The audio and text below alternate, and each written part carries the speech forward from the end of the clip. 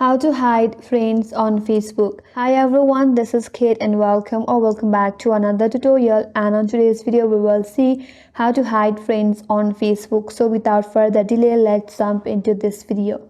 First and foremost, launch the Facebook application and make sure that you're logged into your Facebook account.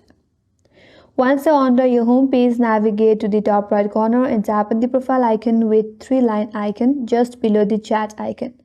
That will take you to your menu page. Here, tap on the settings icon.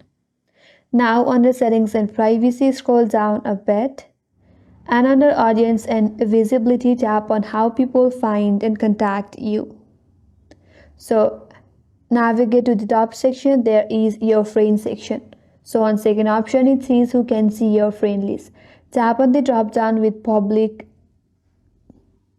From here, choose the only me option. Now, once you have saved these settings or once you have changed your audience to only me, no one will be able to see your friend list. So that's how you can hide friends on Facebook. And that's all for this video. Hope this video was helpful, and if you're new to our channel, consider subscribing. Thank you for watching and stay tuned for more tutorials.